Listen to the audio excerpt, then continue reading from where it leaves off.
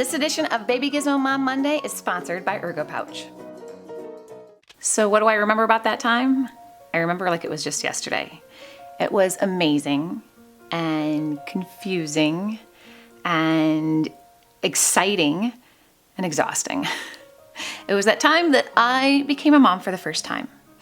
And I know people are going to tell you, oh, I've been there, I've done this, here's what you do, here's what you don't do. Thankfully, I'm just gonna tell you a little bit of my experience to make it a little easier for you. Now, I didn't know what to expect during the infamous fourth trimester, which is affectionately called the first few weeks to few months of your baby's life. Pretty much when the baby comes to the out from the movie Home. When the baby comes to the out and you have that time to bond with your baby, that is called the fourth trimester. I found it to be an amazing but eye-opening experience of what life would be like with a baby.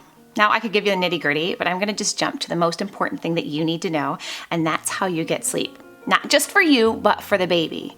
Because if the baby sleeps, you get to sleep. Sounds easy, right? Not so quick. It's not that easy. There are some things that will make it easier for you. Now, first, you want a pair of comfy pajamas and robe so you are ready to rest at a moment's notice. Because like I said, when baby sleeps, you sleep. So you want to pick out the comfiest, at least robe that you can find. Like this one from Pouch. It's called the Matchy Matchy Robe for Mama, and it's a gorgeous soft bamboo viscose robe. And you can even match your baby, which, you know, when you're a new mom, it's kind of fun to match. You can use it in your hospital bag, so you can even use it in your third trimester before you have baby. Use it for night feeds, lounging at home.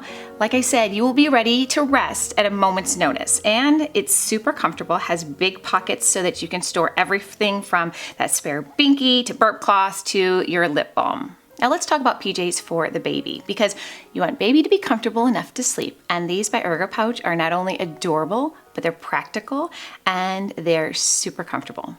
Now the first thing you need to know is that these pajamas are the only TOG rated pajamas on the market and available in two different weights, 0.2 and 1.0 TOG, which is good for cooler weather and warmer weather.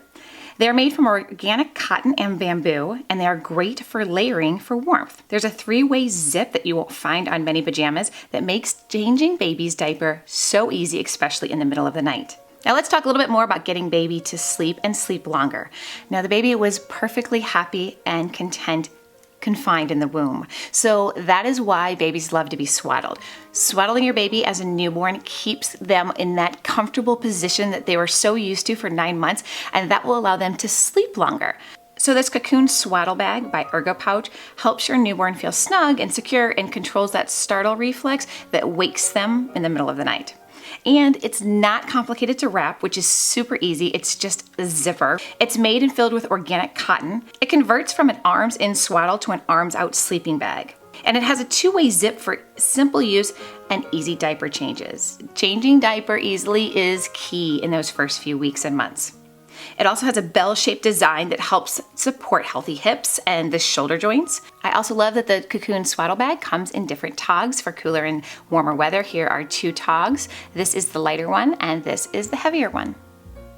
Now that you have your baby sleeping, hopefully, and all swaddled snug as a bug, there is going to become a time where they want their arms out of the swaddle. And I love this transitional product, which is called the Butterfly Cardi from Pouch. It allows your baby to let their arms free as they start getting older. It's for 2 to 6 months as they get toward the rolling phase. It's designed to be worn over your baby's swaddle to help them transition to arms out with minimal sleep interruptions, which is what we all want. Now what I love about these products is that they're all great for layering. So you have the PJs, which you could just use by themselves. You've got the cocoon swaddle bag, which you could use with the PJs. You've got the butterfly cardi, which you use with the sleeping bag. They all are great for layering or delayering if it's even warmer. Now the last tip I would give you to get baby to sleep more, which lets you sleep more, is keeping your baby's nursery as dark as possible. Now, one way to keep your nursery a little darker are these window blockouts by Pouch. They're reusable static cling window blockouts that are super easy to put on your baby's windows who need total darkness to sleep.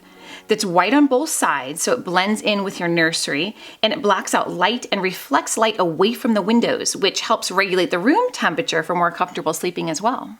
So those are just some of my tips for surviving and sleeping during the fourth trimester. Now, I know it's cliche, but when baby sleeps, you should sleep. It should be sleep feed, bond, repeat.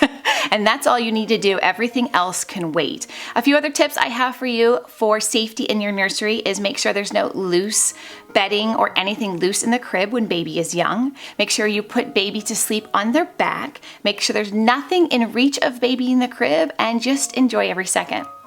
So that's pretty much my experience with the 4th trimester.